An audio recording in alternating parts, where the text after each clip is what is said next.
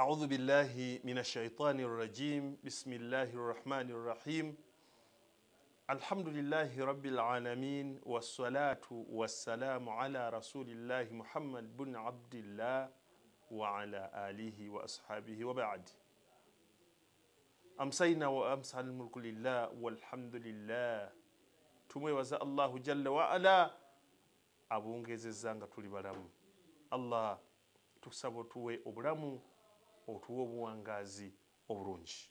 Gwe wenna atulaba akawungeza konna ku lwaleero kkiriza nkubuuzeeko era nkulamuseeko n'ekiramuso ekisinga byonna. Assalamu alaikum wa rahmatullahi wa barakatuhu. Nkukulisaayo mu salatul maghrib era nenkwaniriza mu programu yaffe eno eya Zakah. Buli lunaku lwa Sande essaawa kati nkakasa nti wazimaakinga dda ssaawa 2 okutuuka ku essaawa emu okutuuka ku ssaawa 2 essaawa emu okutuuka ku ssaawa 2 programu yo eya Zakah nga kati bweri era kiseera kyennyini nze Hajji Abdussaalam ali Kinobe okugikwanjulira. Tutunulira Zakah. Mu programu eno tusoma ku bikwata ku Zakah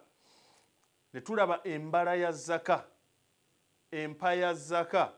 engaba ya Zakah, birungi ki, buzibu ki obwolekedde oyo agaana okuwa, byonna ebikwatagana ku Zakah. Tugiwaani, tugiwaawa, tugiwaddi Zakah, buli kyonna ekyetulira ku Zakah ye programu eno. Salam Charity Foundation department eya Zakah ye sponsoringa programu eno nga tugamba nti gwe wenna ayagala okumanya ebikwatagana ku Zakah tutuukirire ku Salam Charity Foundation department eya Zakah. Gwe olutuuka ogamba bugambi nti nzize njagala kulaba abavunaanyizibwa ku Zakah. Insha Allah ensonga zigenda kubanga zikolwako bulungi ddala. Sabiti eyaggwa nali wano nga nkuyambako mu kubala Zakah naddala gwe munna bizinensi. Era nga example gye twatambulirako ennyo yaliyo yalina edduuka eritunda emifaliso, blanketi, naye nga ekyo kyali kyakulabirako ekikuyamba ate ne bizinensi endala. Era ne tutunulako ku alina bizinensi ey'ennyumba ez'abapangisa. Tugamba nti gwe kati bw'obanga abapangisa obasolooza buli mwezi, kitegeeza nti naawe bizinensi ogenda Zakah kugiwa buli mwezi. Abantu abamu baali bamanyi nti kive Zakah erina kubeera ya mwaka nga sente tezikwatwako. Somesa entuufu era eyamala okwekennenyezebwa abamanyi nti kisinziira bizinensi ki. Bwe banga bizinensi zino endala, edduuka lyo ng'eryo, restaurant osobola okuwa noga nti ampanga omwaka guweddeko. Era nenkusomesa nti erina obukwakkulizo eteekwa okuba bizinensi eyo ng'eri halali mu mateeka ag'Obusiraamu, ng'eri halali mu mateeka ag'ensi. Eteekwa kubanga ewezezza niswabu, okutuuka ku niswabu wayiseewo omwaka mulamba ng'ewezezza niswabu. Ebyo twabiraba sabiti eyaggwa. Olunaku olwaleero nzize okukwanjulira nga kyenkwanjulira bye bimu ku kusomesa oba kwekumu ku kusomesa okubaddewo sabbiiti eno ffe aba Salam Charity Foundation bwe twagenyiwaddeko ku division ey'e Kawempe Urban Council ne tusisinkana oba Urban Division ne tusisinkana ba councillors abasiraamu abakiika ku Kawempe Division. Era omulamwa gwali gwakuba kyalirako tubabulira ebikwatagana ku Salam Charity, naye wano we twabajjukiriza ku nsonga ekwatagana ku Zakah n'okubasomesa embala gye bayinza okwebalamu Zakah. Nayinza okulaba nga gwe ataaliyo ddala ate oyinza okuba nga olina kyewafiirwa, kwe kusalawo olwaleero nkutwale e Kawempe naawe weetabe wamu nabo ogoberere ensonga ezikwatagana ku Zakah nga bwe twazirambulula wali e Kawempe. Nkusaba nti saayo nnyo omwoyo n'ekitabo kikwate ne calculator gikwate gwe bw'obanga tubalidde ku 5,000 nga gwe musaala gwe tubaliddeko n'ebirala byonna nga bwe twabyogera kati naawe gwe teekawo ssente zo okusinziira ku mbala nga bwe tugenda ogibala era newankubadde nga twali tubazeeko wano embala y'emu bw'etyo ddamu weekennenye olabe oba ddala luli bye wategeera nakati we biri ate tuwulire n'ebigambo eby'enjawulo ebyongera okutunyereza ku mulimu ogwo nkusaba tovaawo katufunire ddala puroguramu nga bwe yatambula ebyali mu kusoma ku zaka ekawempe oba ebyabadde mu wiiki eno mu kusoma ku zaka wali ekawempe ye department eya zaka eyo nno mu resolutions ze twalina mu meeting emu twakitunuulira nga tulina bwe tuba tusinkanye abantu nakyo tukikooneko Salam charity abasinga babadde bagimanyidde nnyo ku charity nti obaweerezaayo 2,000 2,000 1,000 ne bazimba emizikiti ne bayamba abanaku naki naye tulina department eyeetongodde eya zaka abantu abamu empagi ya zaka yali tennaba kutunnyikiramu era waliwo abamu abaga nti naye kati naye siina kuwa zaka naye just briefly ne tugamba nti we tuba tugenze tufuneyo eddakiika nga 5 zokka tubategeezeeko nti gwe weekyekinge bw'oba okimanyi nti ssente z'ofuna omwezi ziwera 40,000 manya nti olimu abo abalina okuwa zaka naye abamu tutya tuga nti zaka erabika oba kati nze emitwalo gyangaana ate nkwateko emitwalo 15 mumpa zaka nedda zaka nyangu nnyo swadaka eno gyowa nungi era ofunamu empeera naye yo si yatteeka swadaka nungi nnyo ey'okuzimba emizikiti ey'okuyamba abamulekwa ey'okusanga abali ku switi n'obawa kirungi nnyo naye si tteeka naye waliwo ate tteeka nga toyinza kutuukiriza kya sunna n'oba ng'olese etteeka empagi mu mpagi z'obusiraamu y'empagi eza zaka just briefly okumanya kiki olina okuwa njagala tusooke tulabe oba ddala ssente zino zitulema bulemi butamanya oba omuntu kati kangeze nti ofuna tugambe omwezi ofuna emitwalo just nga salary yo omwezi tugambe emitwalo emeka tugambe 5 kati okumanya nti n'omuntu owa zaka omuntu bw'obanga oyingiza mwezi like salary oyina ennyumba eza renti oyina kyekire kintu kyonna kyomanyi nti oyingiza mwezi zakayo ogiwa mwezi kati awo waliwo sijja kuyita kubisibwa naye oba okusoma kugenda kweyongerako tulina edda baatusomesanga zaka yaffe gyekisooka okwata ssente n'oziteeka wezitadde oba mu banka oba mu makasuwa oba mitwetwe ne zibeerawo okumala omwaka mulamba nga tozikutteeko bwe ziggwako omwaka ne guggwako nga niswa bumanya kati awo otoolamu zaka naye kati ennaku zino n'abagagga be tulina nga ba akiramu abo manye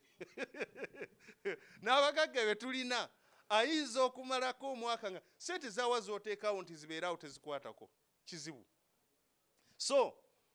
income ya business zaka ya business eyo tuligitunirako olulala inshallah naye leero briefly nsaba tutuneko ku ya salary bw'oba okimanyi nti oyingiza monthly ne zaka nayo ogiwa monthly bw'oba ng'omanyi nti mwe bwe baba babasasula quarterly era ne zaka ojjajjiwa nti lwe babasasudde lwowa kati kye tukola obala bubazi n'ogamba nti ssente zenfuna tugambye emitwalo 5 mu byonna osooka n'ojjako kye bayita expenses naye expenses za salary nzibu toyinza gamba muno ssente buli kyonna kyenkozesa ngende nga nkiwandiika nkijjeko abashariya baatuyamba baateekawo a third kimu kyakusatu kye baateekawo nti omuntu yenna Sheikh Mafo nno gwoddawo omuntu yenna kyokozesa omwezi kiteekwa kuba a third kweyo income yo at times oyinza okwesanga nga kyokozesa omwezi kitono nnyo ku a third for example oyinza okusanga omukyala nga kansala ku ggombole kawempe ng'asula wali nga mufumbo ate tapangisa talina mwana gwaweerera mpa kyakulabirako omwami amulekera zaakamezi ewaka tapangisa olumu kati n'olaba nga ne ssente zaafuna omwezi ayinza kusaasanyako nga mitwalo ng'ebiri ssente zaafuna clean money naye yo sharia yasigala egamba tujjako a third tugitwale nga expenses olumu eyinza okwesanga nga expenses ate nyingi ku a third still yo sharia yateekawo a third nga standard rate kimu kyakusatu standard rate gy'olina okusooka okuggyako bw'omala okugijjako bw'oti kati ezisigaddewo z'ogenda okuwaako zaka kitegeeza nti si zoofuna zonna lumu ggyako zaka kati a third tugikola tutya tukola abasomesa okubala bagamba oddira 1/3 times salary eri kati wagambye tukozesa emitwalo 5 so buli omu kino osobola naawe okyegerezako ku musaala ogugwo oba ku njuuzi ez'abapangisa bala 1/3 oba divide by 3 times omusaala batugamba emitwalo 5 gye tuba tukozesa emitwalo 5 bandaze wano nti zibeera emitwalo 16 mu 6 mu 6 mu 6 kati tugambe nti emitwalo 16 mu 6 mu 7 yes kati emitwalo 16 mu 6 mu 7 ze monthly expenses senga omuntu abadde afuna omwezi emitwalo 5 kitwalibwa nti omwezi asaasaanya emitwalo 16 mu 6 mu 7 zisobola okuba nga ntono kuzasaasaanya kyokka ate zisobola okuba nga abamu nnyingiko naye eyo rate kati okola otya ddira 5 go emitwalo 5 toolako expenses zino emitwalo 16 toleko ziri 16 mu 6 mu 6 mu 6 mu 7 is it yeah emitwalo 16 mu 6 mu 7 kitegeeza nti oba osigazaawo emitwalo 33 mu 13 mu 3 kati ezo z'ogenda okuwaamu zaka abatusomese era bwe kiri mu nsi yonna si Uganda yokka nti tuwa 2.5% naye mukirabye 2.5% tetugiwa ku mitwalo 5 tusooka ne tujjako expenses 2.5% tugiwa ku mitwalo zino ezisigaddewo ng'omaze okujjako expenses mbakakasa oyinza okusanga mu nsi yonna nga teri musolo gwonna gwenkana zaka butono mu nsi yonna kyokka ate ng'ekyewunyisa guno gwo gufunamu n'empeera Allah akuteekako obukuumi nga gw'omuntu omulimu gwonna aguteekako obukuumi ne baddamu okulonda n'akuwonya ebirwadde n'ayinjiwaza ne waba nga babawo kadiiru konna akaba kansa gye babayise gwe bateekako lwakuwa zaka so kati tulabye nti tutoddeko emitwalo gyaffe 3 emitwalo 5 tulako emitwalo 16 mu 6 mu 7 tusigaza 3 mu 3 mu 13 mu 3 kati tugenda kuwa 2.5 eyekyo tukibala tutya oddira 2.5 over 100 times emitwalo zina 3 mu 3 mu 13 naye ekyo kirwisa abasoma okubala bo bakyanguya dda ansa gy'ofuna ng'okozze eri formula empanvu neno ansa gy'ogenda okufuna gwezo sente z'ofunye ezo just divide by 40 divide by 40 yonna buli muwendo gw'osigazawo bw'oba nga oyagala okuwa zaka gwe mala okuggyako biri calculations ziri just divide by 40 kitegeeza nti omuntu ng'omwezi ofuna omusaala gwa mitwalo 5 ogenda kuwa zaka ya shillings 8 mu 3 yes naye tugambe 8 mu 3 ddala twogera amazima waliwo omuntu afuna omusaala ogw'emitwalo 5 shillings 8 nga kayinza omufuukira ekizibu ne kamuyingiza omuliro 8 mu 3 oli aga nti anze emperera bamulekwa teri akulimba swalatu layiri oba swalatu duha tesobola ku replacinga subuhi ekyetteeka kiba kyatteeka kiri sunna y'empeera ogenda zifuna naye eno farula teeka ya zaka ndoza tuddemu tubalimu akalala by the way wabadde wayagala okubalawo enkola eri era osobola ogikola n'ogira 2.5 over 100 times emitwalo 33 era ogenda kulaba nga answer osigala yemu. Singa tugamba nti katwongereko ku ssente kati bankuzizza omwezi nfuna kakadde era nakyo tukibale ojja kuddira osooka kujjako eva buli ssente osooka kujjako expenses ojjako a third emu divide by 3 times 1 million. Answer ofunye emitwalo 33,13,13 so tugambe emitwalo 33,13,14 ezo ze expenses ku muntu afuna akakadde. Tugambe nti bw'oba ofuna akakadde omwezi mu mwezi ogenda kusaasaanya zino ssente kati zisooka ozijje ku kakadde expenses zijje ku kakadde zitansubuga tubalemu awo 1 million tutoleka emitwalo 33,13,14 33,13,14 kakadde jako emitwalo 33,13 aha emitwalo 6,6 kati ezo zogenda okujjako zaka expense osooka mujjako kakati bw'omala twagambye nti enkola ennyangu ezosigaza just divide by 40 answer oba ofuna ki tugambye kansoke a 1 million toolako emitwalo 33,13,14 tusigazze emitwalo 6,6,6 divide by 40 ogenda kuwasingisi omutwalo gumu mu 6,6,6,5 tugambe nti omutwalo gumu 6,7 waliyo omuntu mu nsi muno ng'afuna salary ya 1 million omwezi ng'oyinza okulemererwa okukwata ku kinsiru omutwalo gumu 6 okuziwaayo ku lwa Mungu oba oli awo zaka abamu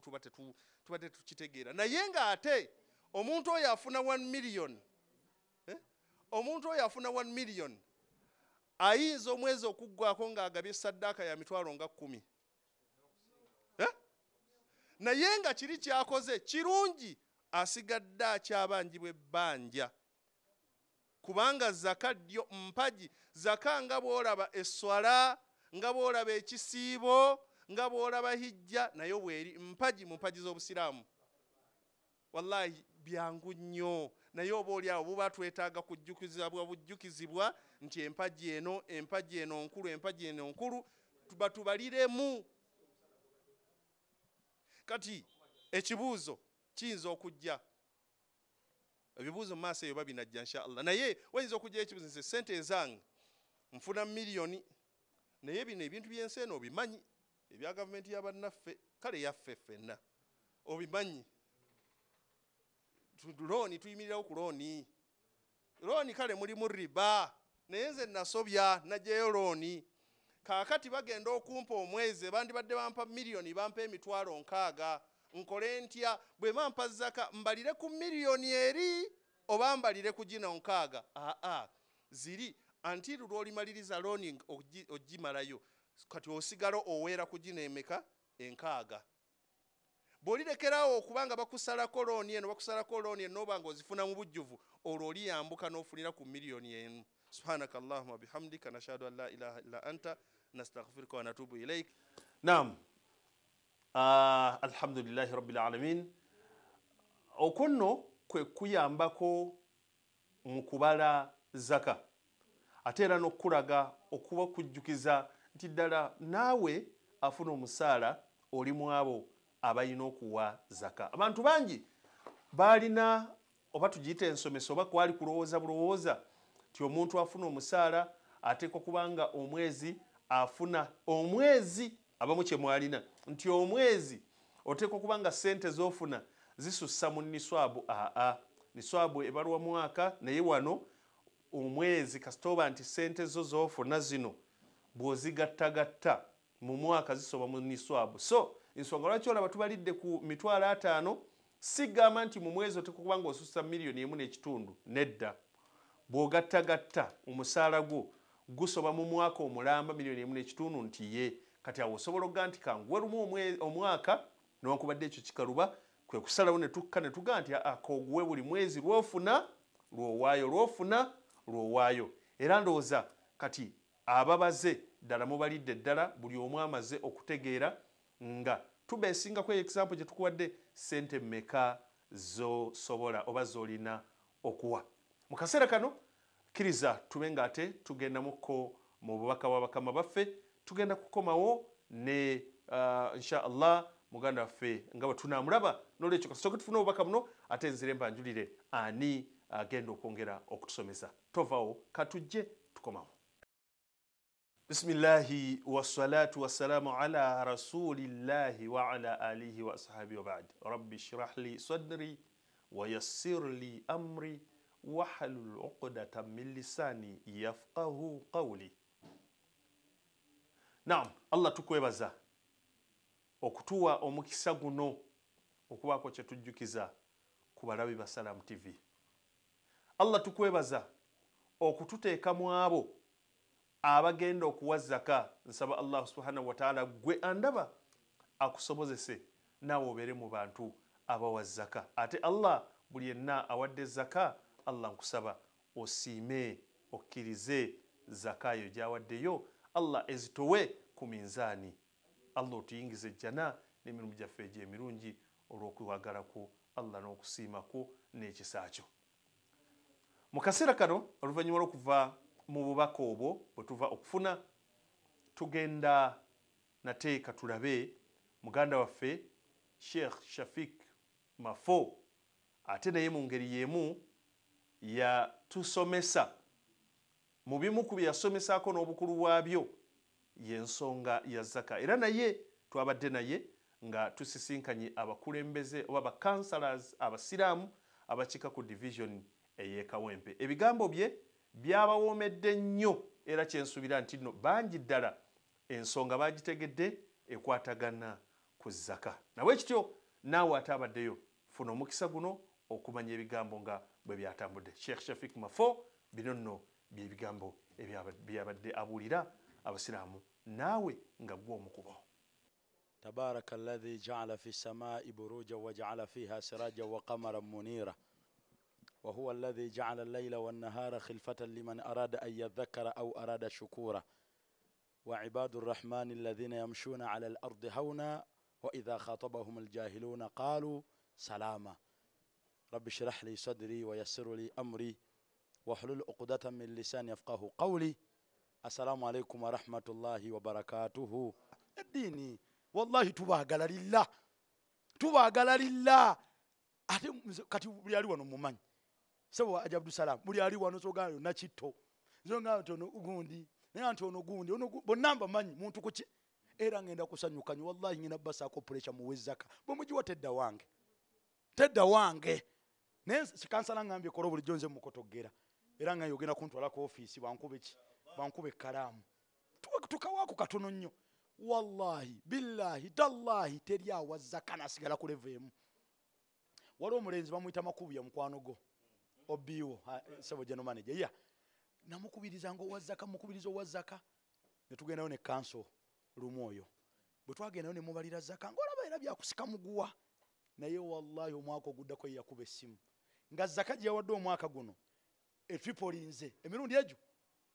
yatandika wazaka yakakadde twagenze omaliza wazaka ya $2,000,000. Omuntu awazaka ya $2,000,000 abamugagga omwaka abamugagga kati aje ababalidde kakadde kamu n'ekitundu omwaka Allah akwagalako $3,775 mwaka mulamba kakadde kale buli kakadde kamu bale $2,000 n'ekitundu Allah zokka zakwagalako kyokka nga ebigendererwa bya zaka annama wa ziyada wa tahara. Sheikh Abdurrahman annama wa ziyada wa tahara. Nama tahara ziyada sokera dala sente efuna gye muzifuna muzimanyi kati zaka eyo etahara etukuza wa ziyada neyongera katubere abatalimbi abufuzi n'abasuubuzi bayina ebikuuli mu business olina alayira nti wallahi siri yako ngali yako nkuguzizza nga gwe Mariamu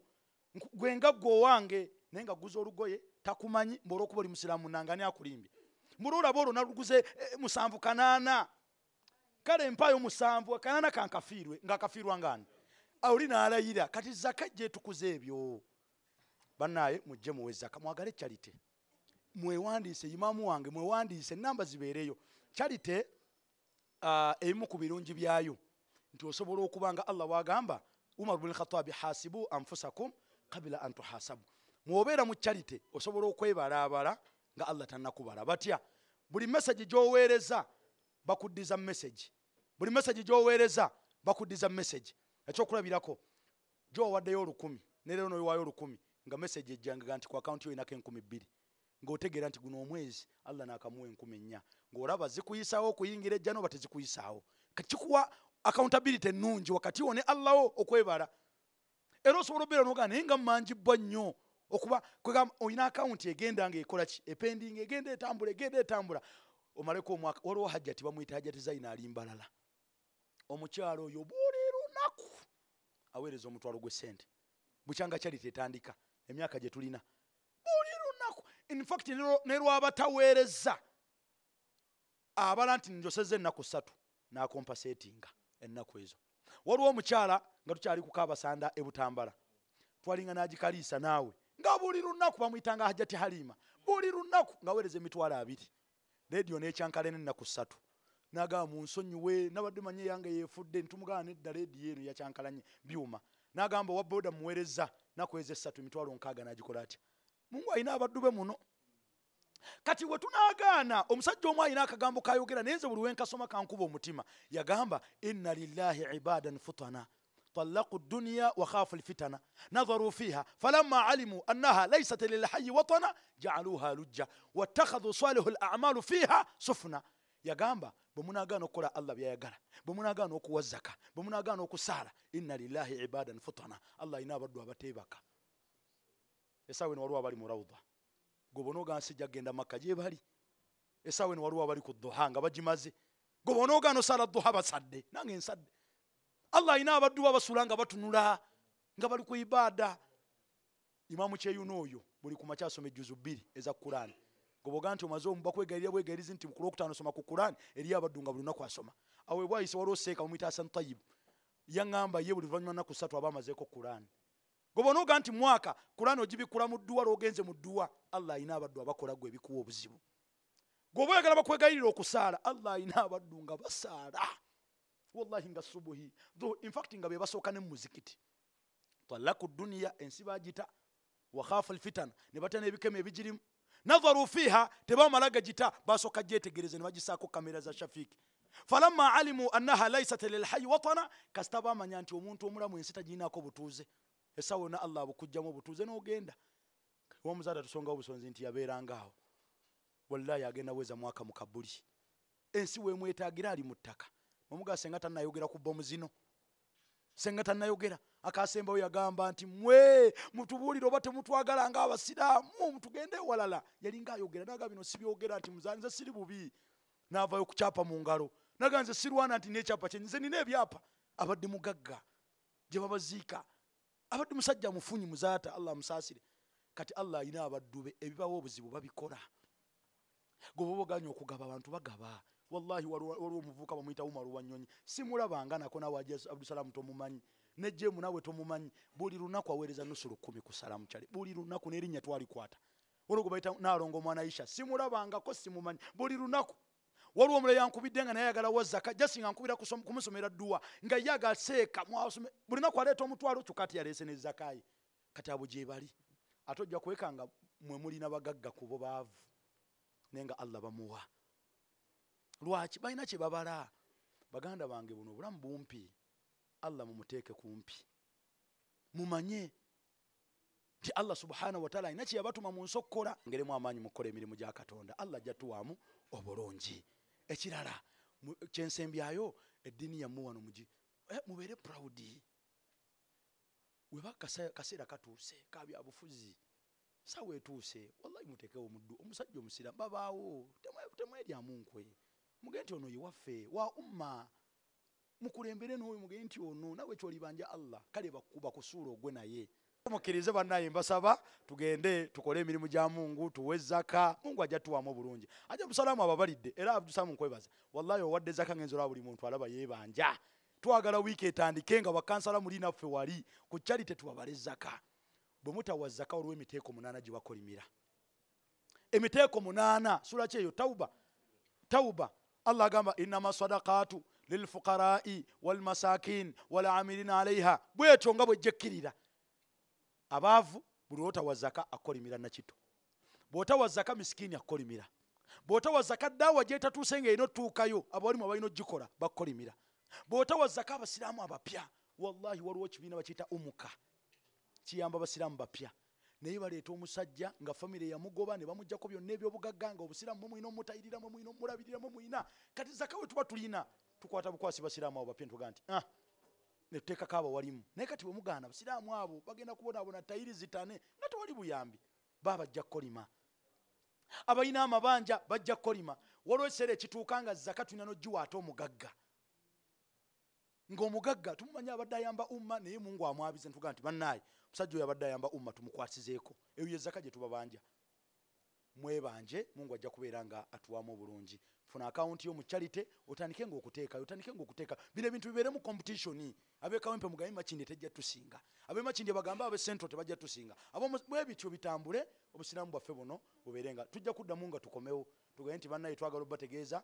ab'ekawempe zaka yaabwe ne swaddaaka zaabwe kuba buli muntu tuba tumumanyi tulina abantu 10 emitwalo ng'emeka emitwalo 10 naye abantu abo bonna buli muntu tumumanyi tumulina n'akawunti yetu gimanyi era bw'ofuna obuzibu ng'obadde mu charity tusooka kukulembeza muntu waayo abadde agiwagira tugaa nti Isimayiri ono bwe tuwandiika tuti omwana wa kompyuta waganaagira ati nga Isimayiri bamuleeta naye oba waleeta nusu olwo tugamba omusajja ono abadde ayamba umma tubeere naye mu mbeera yonna saba Allah subhanahu wa ta'ala abagaziize embeera saba Allah subhanahu wa ta'ala abakuumire ku mazima saba Allah akaka abantu bammwe okubaagala saba Allah ateeke omukisa mu bizinensi zammwe saba Allah ateeke omukisa mu kisanja kyammwe kye mulimu Allah abataasa abantu babaagale ya rabbul alamin saba Allah abataasa ebigeeso by'amakomera saba Allah abataasa endwadde embi eziruma abantu eri abantu Allah abasaba okufa obufi saba Allah subhanahu wa ta'ala abakumire ebiyungo byammwe Mungu abawe emikono gyammwe gibeere mifunyi Mungu abawe akawunti zammwe zireme kala saba Allah buli ali wano aleme kuzza mabega akwambuza akulinyisenga madaala ebbanga lyonna Mungu akusumulula abawe obulamu obweyagaza Mungu asaasire abantu baffe bonna Allah be baasiba abali makomera Mungu babeere nga babajjayo abatalina misango ya rabbul alamin saba Allah subhanahu wa ta'ala atuwe okugoberera amazima n'okwagala eddiini yaffe mu kifuba kyaffe saba Mungu subhanahu wa ta'ala asaasire abantu baffe bonna abali kugombolola wano abaleete mu ddiini ye y'obusiraamu ate banywereremu ya rabbul alamin bukye ku makyanga n'owadde emba atoola shahada ajja atole shahada naye atuule wano innahu waliyu dhalika walqadiru alayhi saba Allah subhanahu wa ta'ala mwenna abaagale abakuumire ku mazima ebbanga lyonna wasalli wasallimu ala muhammadin Allah yanukula buli azzeemu amiina saba Allah yanukule buli azzeemu amiina saba Allah n'oyo agaladde okuddamu amiina amwanukule Allah yanukula buli awanise emikono n'aganya okwanukulanga imaamu wange naye muweeremu ayi Allah beera nga oyanukula ya rabbul alamin sukkulumya nnyo oyo asinze okuwanika emikono oyo asinze okuwanika Allah mwanukulire wano n'oyo aganya ogiwanika nga Shafic kolo naye muwe fe Allah tukusabye okwanukula kuli gy'oli wasalli wasallimu ala muhammadin wa alihi wasallam wassalamu alaikum warahmatullah. Naam, alhamdulillah Sheikh Mafo nkakasa nti ekinyusi yakikutteko bulungi ddala era ne wano gwe agoberera ogoberedde bulungi nnyo nnyini ddala mwebaliza ddala ate naawe abadde agoberera kyagoberera nenkwebaza nyongera obategeeza nti Salam Charity Foundation eyongera okukutegeeza nga bw'olina okuwa zaka eri ggwe atuuse osobola okugenda mu Tropical Bank oba mu Equity Bank n'obasaba akawunti ya Salam Charity eya zaka obagamba eya zaka kubanga waliwo eya swadaka ya njawulo naye eya zaka nayo ya njawulo kakati zakayo genda ogiteeke mu banka oba si ekyo osobola mu ngeri y'emu okuwa zakayo ng'ogireese wano wennyini ku kitebe ekya Salam Charity mu department eya zaka terefu n'ofuna risiiti yo okwo n'okwoteeka n'okutukubira ekyo nsiba nnyo nkibagamba nti mutukubire tujja kujja insha Allah tubale abakyala abali awo abakyala b'ekawempe mu katale masha Allah abakyala waliwo ne Hajji awo atunda plastics n'ebirala awo munda mu katale kawempe. Saba Allah abawe baraka, ai Allah abamalire ebyetaago byammwe, Allah abakuumire bizinesi zammwe, ate ayongere buli lukya nga bizinesi zongera okukulaakulana. Mwe bamu kubawa zaka. So musobola okutuyita ne tubabalira zaka. N'obala nti mbala bwenti ne bwenti gwe nojja byonna ekikulu kasita obeera nti nno oli mwegendereza nga buli ekyetaaga okuggyako nga tukiggyako, ekyetaaga okugattako nga tukigattako, nga ngobeera mu abo abalina okuwa zaka, era nga zakayo tugibala nga tugitwala eri abo abateekeddwa okugifuna. Mu ngeri y'emu enamba zaffe eza zaka kw'osobola okuweereza zakayo, enamba eno giwandiike, kw'osobola okuweereza zakayo. Enamba aba Airtel 07007 ngambye 07007 716 716 olwebe weddeyo 0707 715 716 ye namba eyo 0707 716 716 enamba eyo ndowooza ogifunye 0707 716 eyo ya zaka. Ate owa MTN enamba eno ya MTN ye esobola okukola ya swadaka ne zaka, naye bw'obanga owa zaka ku ya MTN ng'ogenda kuwa zaka wansi mu subject ogenda subject teekawo ekigambo zaka, tusobole okujawula ku swadaka teekawo nti zaka olwosindike awali subject oba ano abeera reason, awali reason teekawo nti zaka. Enamba eri 077 6 4 4 2 077 6 4 yeyo 0776 444 220. Enamba eyo ya MTN ekola ku swadaka ne ku zaka. Bw'obanga ogenda kuwa zaka teekawo wali awagenda reason ekigambo nti zaka. Kati bw'obanga oyagala kukubala zaka olina kyeweebuuza kyonna mu mbala nga bw'erina okubeera oba kyoyagala okuluŋŋamizibwa, osobola okukubirako eno eyange eri 0777 042 442 0 musanvu 0 nya 2 nya 2 042 442 ng'osose ne 0777. Nze Alhaji Abdussaalam ali Kinobe akwagaliza ekiro ekirungi. Assalamu alaikum wa rahmatullahi wa barakatuhu.